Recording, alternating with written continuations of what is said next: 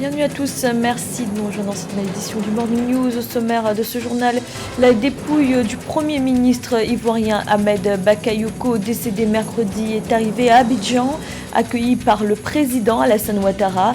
Les obsèques doivent se tenir tout au long de cette semaine du 15 mars.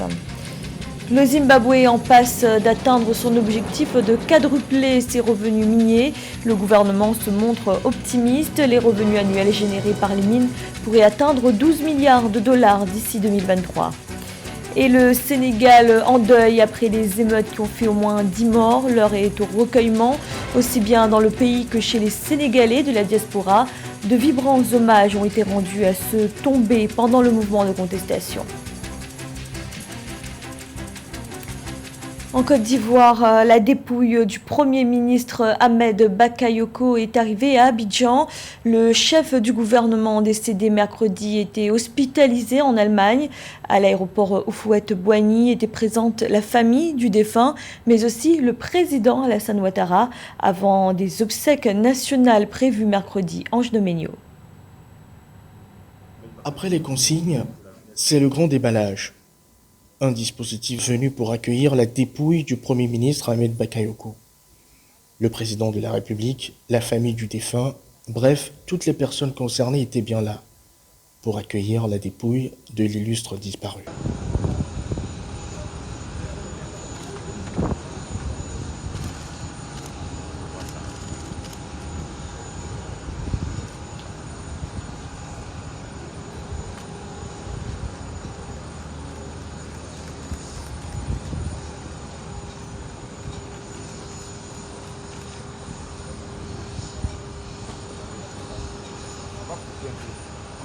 Les témoignages se multiplièrent à cet instant pour rendre hommage au géant d'Abobo.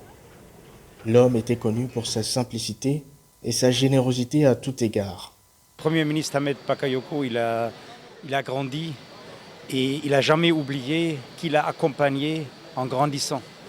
Et pour moi, c'est quelqu'un qui a cette capacité de parler à un moment donné à un jeune Abobo, à Yopougon, et à un autre moment un chef d'État.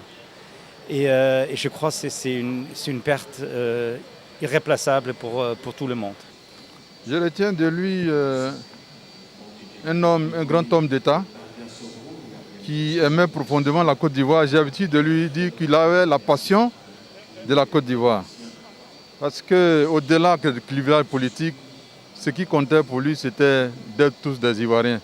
Les obsèques du Premier ministre Ahmed Bakayoko vont se dérouler tout au long de la semaine, du 15 au 21 mars 2021. Une grande cérémonie d'hommage aura lieu ce jeudi 18 mars 2021 au stade d'Epimbe, 6 à Abidjan. Les Centrafricains votaient ce dimanche pour le second tour des élections législatives. 1,8 million d'électeurs étaient appelés aux urnes. 118 circonscriptions ont été concernées, dont certaines où le vote n'avait pas pu se tenir lors du premier tour, organisé au mois de décembre dernier. Une nouvelle fois, le scrutin se déroulait dans un contexte sécuritaire fragile, avec néanmoins une tension moins grande en raison du repli des groupes armés. Marie-Joëlle Ballot. Après un premier tour entaché par des actes de violence de certains groupes rebelles, les citoyens centrafricains se sont rendus aux urnes ce 14 mars 2021 pour faire valoir leur voix à l'occasion du second tour des élections législatives et partielles. Les attentes sont nombreuses dans les 118 circonscriptions où le taux de participation est sans doute l'un des enjeux cruciaux au vu de l'évolution de la crise politique qui sévit dans le pays depuis le 27 décembre 2020. En République centrafricaine, l'ambiance est nettement meilleure à ce que nous avons connu le 27 décembre par rapport à la situation sécuritaire. Il y a eu une accalmie et puis il y a eu effectivement une mobilisation des forces, que ce soit les forces internationales, que ce soit les forces nationales.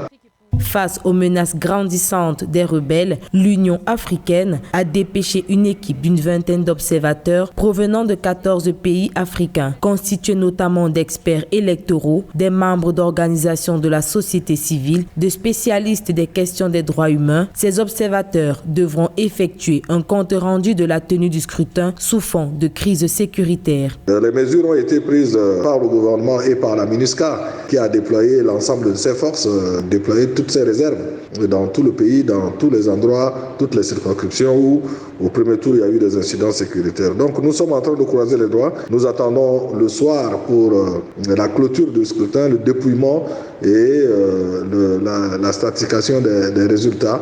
En prélude à ce deuxième scrutin, le Conseil de sécurité de l'Organisation des Nations Unies a adopté le 12 mars 2021 une résolution autorisant une augmentation des effectifs de la mission des Nations Unies en Centrafrique. Ainsi, 2750 casques bleus ont été ajoutés à la composante militaire et 940 aux éléments de la police de la MINUSCA. Au Nigeria, l'armée est toujours à la recherche des étudiants kidnappés dans l'état de Kaduna, au nord-ouest du pays. 39 élèves du collège fédéral de Mando avaient été enlevés jeudi par des hommes armés. 180 avaient pu être sauvés. Le président nigérian Muhammadu Buhari avait, 48 heures après, mis en garde les terroristes qui ciblent les écoles. Depuis, des vidéos ont été diffusées montrant les otages. Les forces de sécurité nigérianes ont indiqué avoir intensifié leurs efforts pour retrouver ces étudiants. Dans l'actualité également, un forum virtuel sur le thème « Faire des affaires » dans le cadre de la ZLECAf avait lieu du 8 au 12 mars, un événement qui a vu la participation d'universitaires, d'associations d'entreprises et de cabinets de conseil.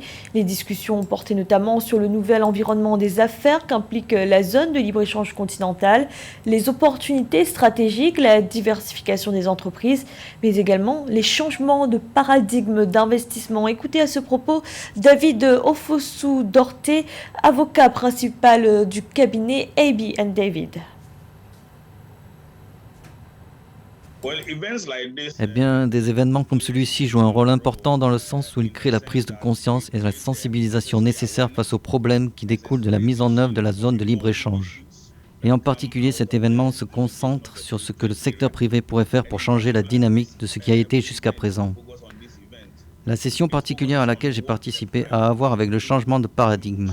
Son importance est motivée par le fait qu'elle contribue à faire de la CMTA une affaire de secteur privé au lieu d'une affaire de secteur public, de chef d'État, de résolution.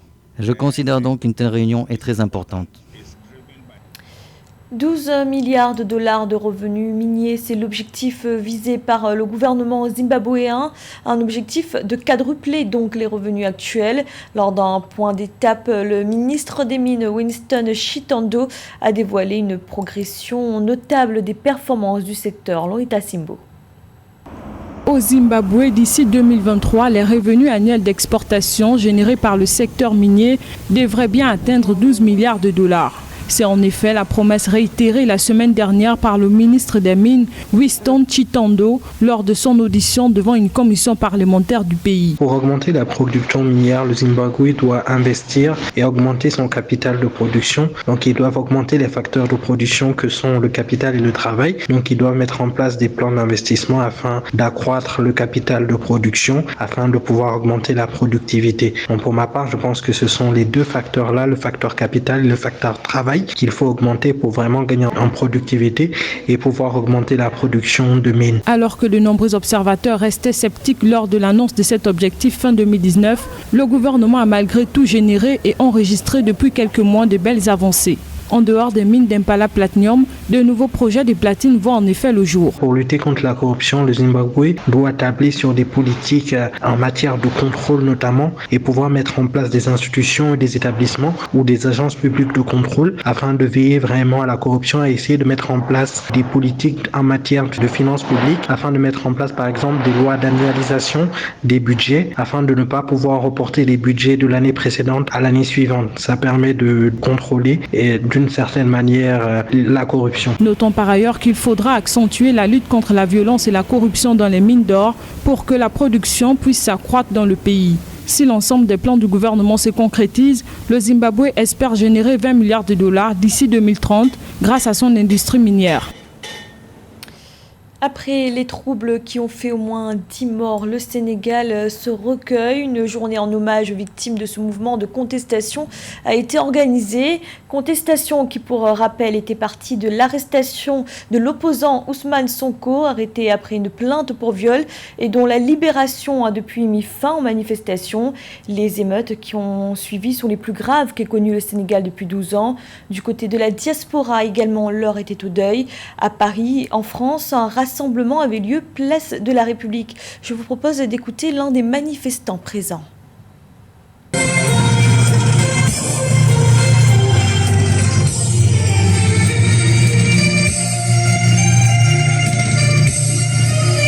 C'est un hommage.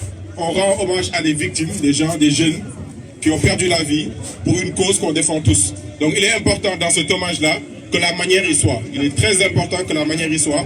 Donc c'est un recueillement, c'est une sonnette d'alarme. Et le Sénégal qui perd l'une de ses légendes de la musique. L'artiste Thione Seck est décédé ce dimanche à l'âge de 66 ans des suites d'une maladie. Chanteur et parolier, il était considéré comme l'un des seigneurs de la musique sénégalaise. Issu d'une famille de griots, il avait débuté en tant que percussionniste dans l'orchestra Baobab. Il avait ensuite formé avec son cousin le groupe Ramdan avant de poursuivre sa carrière solo avec des albums à succès tels que Orientissime et Diaga, entre autres. Les hommages se sont multipliés dès l'annonce de sa disparition, qualifié de héros d'une époque par un conseiller du chef de l'État. C'était le journal de la rédaction. Merci de l'avoir suivi. Retrouvez dans un instant une nouvelle édition de l'information.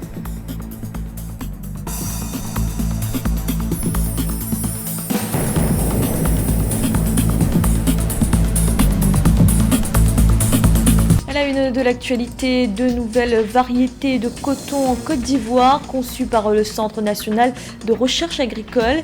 Des variétés qui devraient apporter un meilleur rendement aux producteurs, mais également assurer une meilleure qualité de la fibre.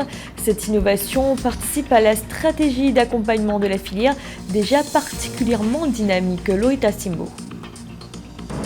Le Centre national de recherche agricole de la Côte d'Ivoire vient de concevoir de nouvelles variétés de coton au profit des producteurs. Dénommées CI 123 et CI 128, ces semences permettront, selon les autorités, d'améliorer non seulement le rendement de la fibre, mais aussi de renforcer son image de qualité sur le marché mondial. On sait que la Côte d'Ivoire a une production de coton qui est assez riche et assez variée. Et le fait de varier la culture de coton, ça peut amener à plus de diversité et de donner le choix à plus de consommateurs afin de pouvoir avoir accès à des produits qui soient variants et qui peut être appliqués à différentes coutures. Donc pour ma part, je pense que c'est l'aspect positif. En plus de cela, je pense que la productivité de coton viendra du fait d'augmenter le capital travail et surtout augmenter aussi les capitaux de production afin de pouvoir produire le coton de manière assez rapide et assez efficace pour pouvoir augmenter la productivité du coton. Cette innovation de la filière coton ivoirienne entre dans le cadre de la stratégie de l'exécutif visant à accompagner ce secteur qui a connu une progression fulgurante ces dernières années, atteignant plus de 490 000 tonnes en 2019-2020. Pour augmenter la production cotonnière, la Côte d'Ivoire doit se doter de nouveaux matériaux afin d'avoir des capitaux qui soient assez suffisants pour permettre d'augmenter la productivité, car on sait que c'est en amenant du capital, du progrès technique et de l'innovation qu'on peut générer plus de productivité et plus de coton. Donc pour ma part, je pense qu'il faudrait que la Côte d'Ivoire augmente son flux de capital et son flux d'investissement en matière de capitaux de production de coton afin de pouvoir être plus productive. Notons que pour la période 2020-2021, la Côte d'Ivoire atteint une récolte de 520 000 tonnes de coton. Dans le pays, le rendement à hectare est de 1,2 tonnes, un niveau largement au-dessus de la moyenne africaine, selon les données du Comité consultatif international du coton.